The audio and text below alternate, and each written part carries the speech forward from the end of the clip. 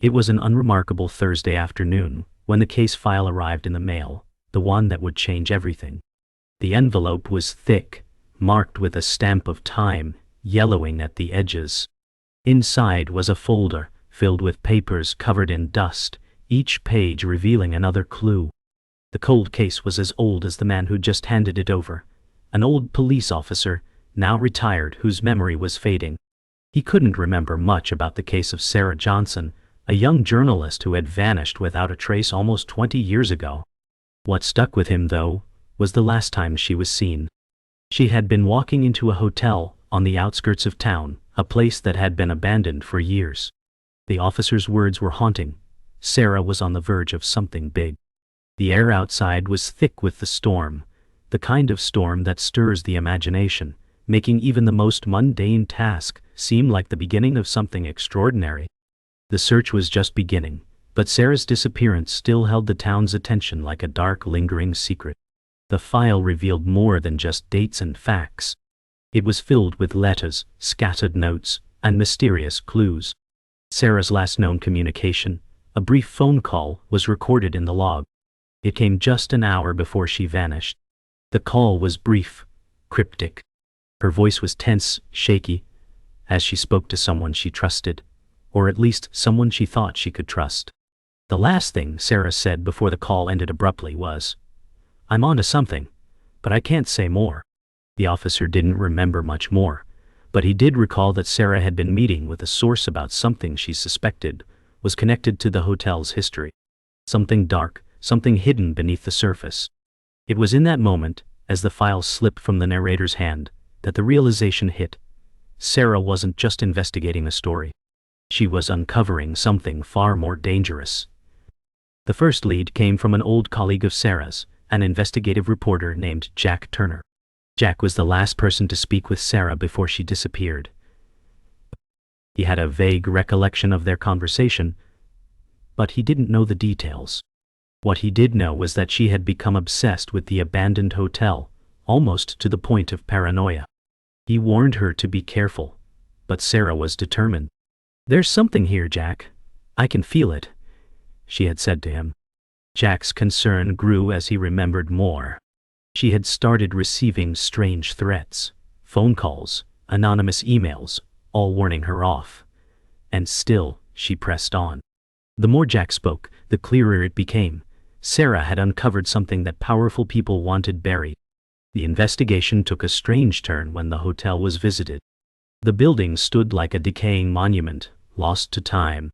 Ivy crawled up the walls, and the windows were so grimy that it was impossible to see through. Yet, a chill ran down the narrator's spine as they approached. It wasn't the neglect of the building that unsettled them. It was the feeling that something, or someone, was watching. The locals didn't talk much about the place anymore, but whispers still lingered in the corners of the town. Some said the hotel was cursed, that strange disappearances had occurred there long before Sarah's time. Others simply avoided it, speaking only in hushed tones when the subject was brought up.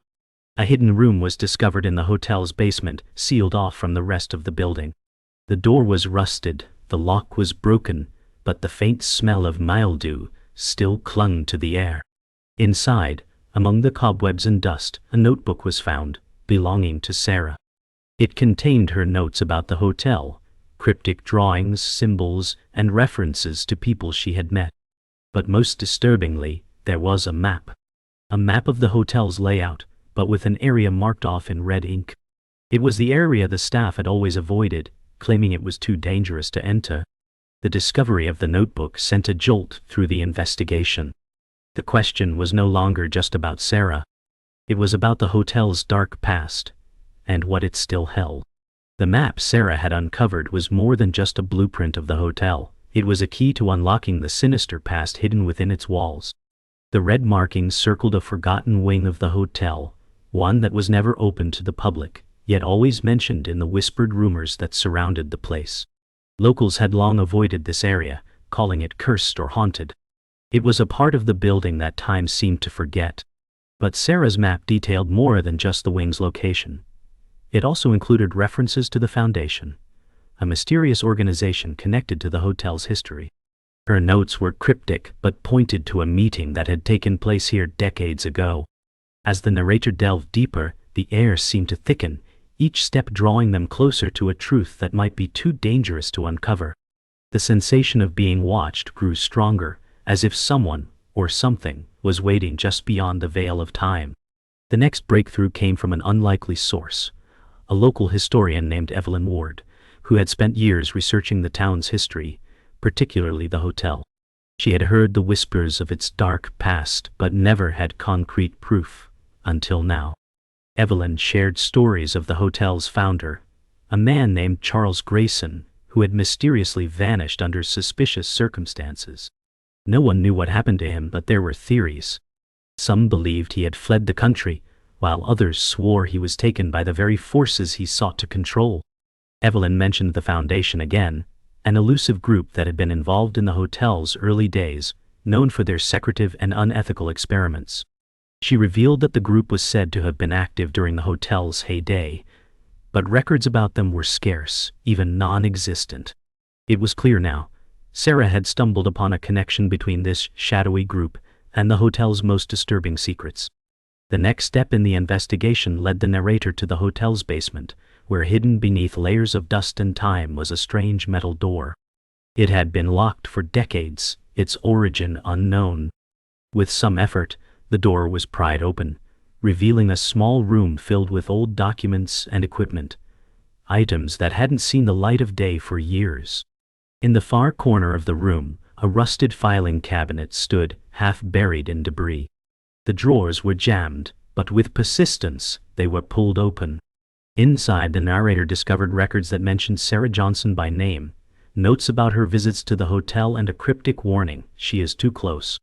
The warning was followed by a series of numbers, coordinates, and strange symbols that seemed to match Sarah's own notes. There was no doubt now, she had been on the verge of discovering something far larger than anyone could imagine. In a moment of quiet revelation, the narrator realizes that they are not the first to have come this far. Another person had been investigating the same mystery, someone from Sarah's past. The breakthrough came when they found an old leather-bound journal hidden among the records. It belonged to a man named John Blackwell, a former hotel employee who had disappeared shortly after Sarah's investigation began.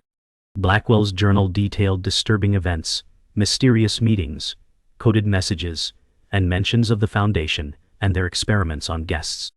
He had tried to expose them, but the journal stopped abruptly, its last entry reading, "They know I know too much."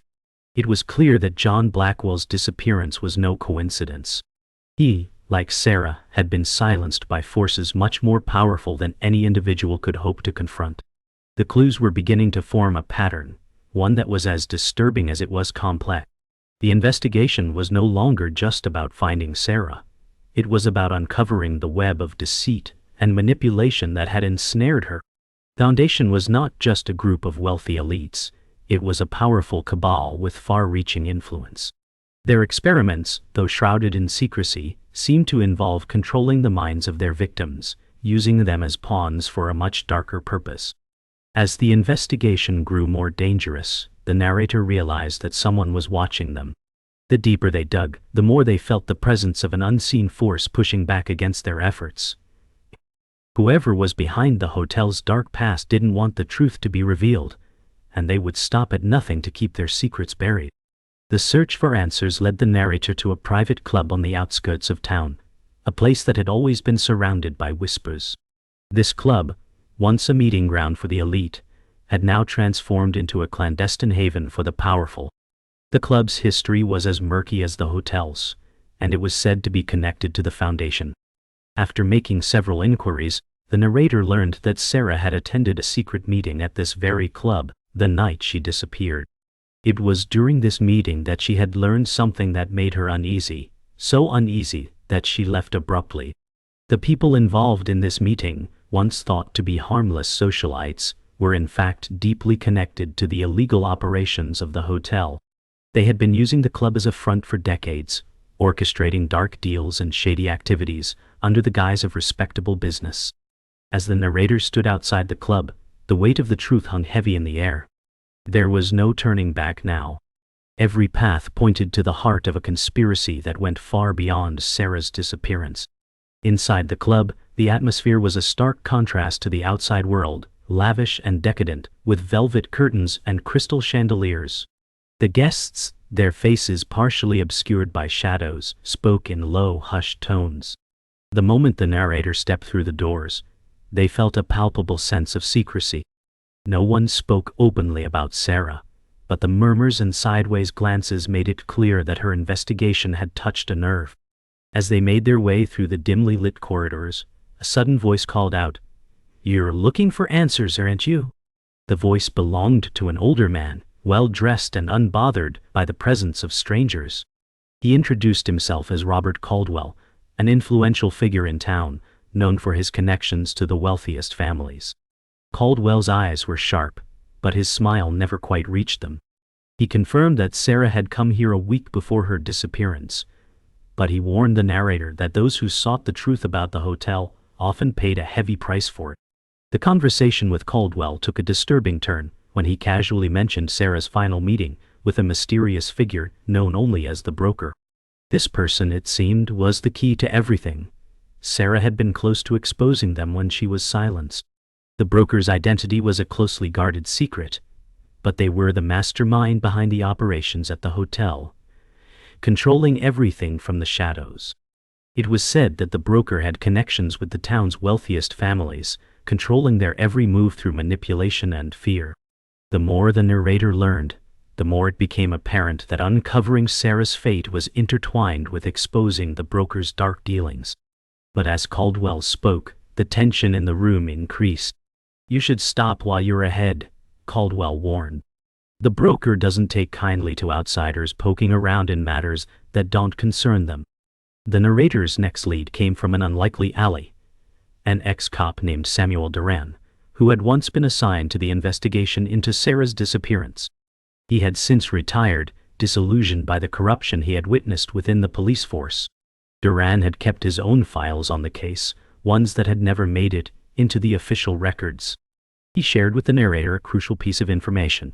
Sarah had been investigating a whistleblower named Thomas Hayden, a former employee of the hotel who had gone missing under strange circumstances years ago. Hayden had tried to expose the hotel's connections to organized crime, but he had disappeared without a trace before he could go public. Duran believed Hayden's disappearance was no accident, and now it seemed Sarah had gotten too close to discovering the truth about Hayden's fate. Duran's warning was clear. "They've been watching Sarah for a long time, and now they're watching you too." As the investigation progressed, the narrative took on a more urgent tone. The narrator felt the weight of the growing danger closing in. The deeper they went into the mystery, the more resistance they encountered. Every lead seemed to lead to a dead end, or worse, a threat. The feeling of being watched was now constant. Every step they took, every clue they uncovered, seemed to be anticipated. At one point, the narrator received a threatening phone call. "Stop now, or you will disappear like Sarah." It was clear that the forces behind the hotel's dark past were actively trying to halt the investigation. The question was no longer whether the narrator could uncover the truth, it was whether they could survive long enough to do so. The investigation had come to a head. The search for Sarah's fate, once a series of isolated threads, had now woven together into a tangled web of conspiracy. The narrator found themselves at the hotel once again, this time more determined than ever to uncover the truth. But something felt different. The air was heavier, as though the hotel itself was holding its breath. After hours of searching, a hidden basement door was uncovered, a door that had been sealed for decades. The rusted lock, which had resisted every attempt to open it before, now creaked as it gave way. Inside, the room was filled with old forgotten records, boxes stacked high with papers. And there in the far corner, a peculiar filing cabinet stood, covered in dust, but still firmly intact. The narrator couldn't shake the feeling that this was the final key, the last puzzle piece to Sarah's disappearance. What they found next would change everything. The filing cabinet revealed a startling discovery, an old journal, its leather cover cracked and worn. It belonged to none other than the hotel's founder, Charles Grayson. The pages were filled with cryptic entries, outlining plans for secret meetings and experiments, but most chilling of all was the mention of a group known as the Foundation. Grayson had been one of its founding members, and through his journal, the truth about the hotel's darker history was revealed. The Foundation wasn't just a network of wealthy individuals. It was an organization that trafficked in forbidden knowledge, controlling people's lives through manipulation and fear. Sarah had uncovered this connection, and it was clear now that her investigation had put her directly in the crosshairs of these powerful figures. Grayson's final entry was a chilling warning. They are watching, and they won't stop until I am silenced. The discovery of the journal only deepened the mystery. The narrator now understood that Sarah had been trying to expose an underground network of power, one that had been operating in plain sight for decades. The Foundation's members were the town's elite, their influence woven into the very fabric of the community. Sarah had made connections that no one else could have made, putting together the pieces of a puzzle that was far more dangerous than anyone had anticipated. But even as the truth began to emerge, the threat of the Foundation loomed large. The organization had too many resources, too many people in high places, to let anyone, especially someone like Sarah, expose their secrets. The room around the narrator seemed to grow colder, as if the very walls were closing in on them. There was no turning back now. To find Sarah, to uncover the truth, the narrator would have to take the final step into the heart of the darkness. The truth was closer than ever, but the danger had never been more real. The narrator's search led them to an old, hidden meeting room in the hotel's basement, a place where members of the Foundation had once gathered. It was a room untouched by time, as if it had been frozen in a moment long ago. The walls were adorned with strange symbols, and in the center of the room stood a long table, covered in old papers and documents. The very air seemed to hum with a strange energy, as though the room had been used for far darker purposes than anyone could imagine. It was here that the final piece of the puzzle fell into place. Hidden beneath the table was a metal box, its lock sealed tight. The box contained records, detailed accounts of the experiments carried out on the hotel's guests. Sarah had uncovered these experiments, and it was clear now that her disappearance wasn't a simple case of a missing person. It was a carefully orchestrated effort to silence her before she could expose the Foundation's dark secrets to the world. The box's contents were damning. Among the records were names of individuals who had disappeared under strange circumstances, all of them connected to the hotel and the Foundation. The experiments, it seemed, were not just about power and wealth. They were about control. The Foundation had been using the hotel as a front for a series of mind control experiments on unsuspecting guests, using them as pawns in a larger game of manipulation. Sarah had uncovered this information, and it was why she had been silenced. As the narrator studied the files, one name stood out: Robert Caldwell, the man who had warned them earlier in the investigation. Caldwell, it seemed, had been more involved in the Foundation than anyone had imagined. The realization was staggering. Caldwell wasn't just a bystander, he was one of the key players. The final confrontation was now inevitable. The Foundation had to be exposed, and the truth had to come out, no matter the cost. The pieces had all fallen into place. The Foundation, the hotel, Sarah's investigation, it all pointed to one person, Robert Caldwell. The realization was staggering. Caldwell had been playing both sides, acting as the charming, influential businessman while secretly pulling the strings of the shadowy network that had run the hotel for decades. His connection to the Foundation was far deeper than anyone had guessed. He was not merely a member. He was one of its founding figures, responsible for orchestrating the experiments and ensuring the hotel's legacy of manipulation continued. The last remaining question was how to confront him, how to expose his involvement without being silenced. The power he wielded was immense, and the stakes were higher than ever. The narrator knew this would be the most dangerous part of the investigation. Confronting Caldwell meant exposing everything, and that could mean the end for them, and for anyone brave enough to stand against the Foundation. The meeting with Caldwell took place in the most unlikely of locations, his private mansion, perched high on a hill overlooking the town.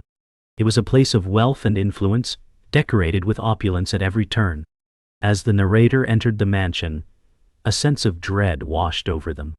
This was Caldwell's domain, the place where he had carried out his dark plans for years. The air was thick with the smell of old leather and aged wood, and the quiet hum of the mansion's grand chandeliers created an unsettling atmosphere. Caldwell greeted the narrator with a smile that didn't reach his eyes. "I see you've discovered more than you should," he said, his voice calm but laced with an undeniable threat. The truth was out now, and Caldwell knew it. But he wasn't afraid. His confidence was unsettling, like a man who had never been challenged in his life. The confrontation was inevitable. As the narrator pressed Caldwell for answers, the true nature of the Foundation's work began to unfold. The experiments had been far more insidious than anyone could have imagined. People had been lured to the hotel under the guise of luxury and exclusivity, only to become subjects in dark psychological experiments. These experiments were meant to manipulate the guests, altering their memories, their thoughts, and their very sense of self. The Foundation had been building a network of control, using the hotel as a testing ground for its experiments in mind manipulation. Caldwell explained it all with chilling calmness, as if it were just another business venture. "You think this is about money, don't you?" he said, leaning back in his chair. "No, this is about power, real power. The kind that lasts forever." His words hung in the air, heavy with the weight of his malevolent vision. Despite the chilling truth that Caldwell had revealed, the narrator refused to back down. The Foundation, and everything it stood for, had to be exposed. Sarah had been right. She had been uncovering something far more dangerous than anyone had anticipated. The truth about the hotel, about Caldwell's involvement, and about the experiments could no longer be kept hidden. But as the narrator prepared to leave, Caldwell's tone shifted. He warned them that exposing the Foundation would mean more than just ruining his life. "You have no idea what you're up against," he said, his voice cold and threatening. "Foundation isn't just a group of people, it's a system that controls everything." Caldwell's words were a final warning, but the narrator knew that there was no turning back. They had come too far, and now they would have to face whatever came next. As the confrontation reached its peak, the mansion's atmosphere grew even more oppressive. Suddenly, the doors slammed shut behind the narrator, and the room seemed to shift. Caldwell's demeanor had changed. He was no longer the confident man who had greeted the narrator with a smile. Now, he was an enforcer, a man who had built his empire on fear and manipulation. The narrator realized that they had walked into a trap. Caldwell wasn't just going to let them walk away. He had orchestrated this meeting to silence them once and for all. But the narrator wasn't going down without a fight. With the weight of the truth behind them, they knew they had one last chance to expose the Foundation and its dark legacy. The final showdown had begun. The walls of Robert Caldwell's mansion seemed to close in around the narrator. The atmosphere was thick with tension as Caldwell stepped closer, his cold eyes never leaving them. The Foundation, it seemed, wasn't just a far-reaching secret society, it was an impenetrable fortress, and Caldwell was its implacable gatekeeper. "You think you can expose me?" he sneered, his voice dripping with disdain. "You don't realize how far my influence stretches. The truth you think you're carrying? It's already too late to matter." The narrator could feel the weight of his words, but something inside them snapped. They had come too far to let Caldwell's threat stop them now. "You can kill me, but you can't kill the truth," they said, their voice shaking but defiant. The Foundation may have held all the cards, but the narrator had one thing they didn't: the knowledge that the truth would out, even if it cost them everything. And it was in that moment, surrounded by the looming darkness of the mansion, that they realized the true stakes of the battle they had just entered. Caldwell's laughter filled the room, but it was hollow, like the sound of a man who had run out of tricks. "Do you think anyone will believe you?" he asked, his tone mockingly soft. "The people you've talked to, the ones who were close to Sarah, they've all disappeared, haven't they? Do you think anyone cares about a few missing journalists or old cops?" The narrator paused, the truth settling in. It was true that Sarah's colleagues, and even the ex-cop, had vanished without a trace. The town, it seemed, had been complicit in silencing the inconvenient truth for years. But they couldn't let that stop them. The world needed to know what had happened. "I don't need anyone to believe me right now," the narrator replied firmly. "I just need to make sure the world knows the truth, even if I'm the only one left to tell it." Caldwell's smirk faltered, the first sign of vulnerability in his otherwise impenetrable facade. But the narrator's resolve was unshakable. In that charged moment, the mansion seemed to come alive with the weight of its dark secrets. Suddenly, the sound of footsteps echoed from the hallway. Someone was coming. The narrator glanced at Caldwell, whose confident demeanor shifted into something more calculated. His eyes narrowed, and for the first time, the narrator saw something like fear in his gaze. "You've made a mistake," he said, his voice cold and dangerous. "You've made the mistake of thinking you can control this. The Foundation will not let you walk out of here alive." The door slammed shut behind the narrator as figures appeared in the doorway, figures who had been lurking in the shadows of the mansion. Caldwell had summoned backup, agents of the Foundation, ready to silence the narrator before they could expose the truth. But the narrator knew they couldn't back down now. With no escape, there was only one choice left: to fight for the truth, no matter the cost. The narrator's heart raced as the group of men approached. They were calm, methodical, their faces masked with emotionless determination. The Foundation's enforcers, who had spent years pulling strings from the shadows, now stood before the narrator, ready to carry out their final orders. But something unexpected happened. As one of the enforcers moved toward the narrator, they hesitated. The hesitation was brief, barely perceptible, but it was enough. The narrator caught the flicker of doubt in his eyes. "You don't have to do this," the narrator said, their voice steady despite the fear bubbling up inside them. The enforcer faltered, unsure of how to respond. For a moment, there was a break in the tension, a crack in the armor of the Foundation's power. It was a fleeting moment, but it was enough to give the narrator the opening they needed. In the heat of the moment, the narrator made their move. With a sudden burst of courage, they lunged for the file that had been hidden in their jacket.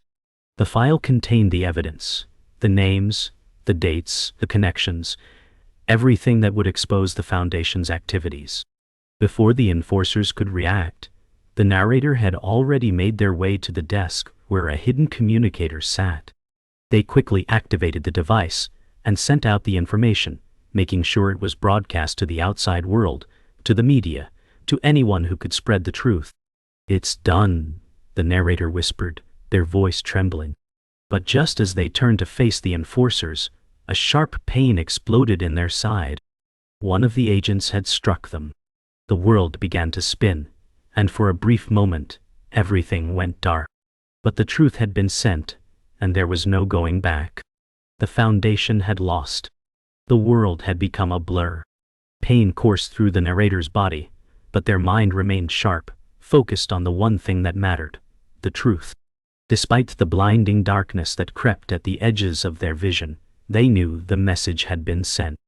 The Foundation's grip on the town, on the hotel, on everyone they had manipulated for decades, was about to end. As the enforcers closed in, the narrator's hand trembled, clutching the last piece of evidence. But then something extraordinary happened.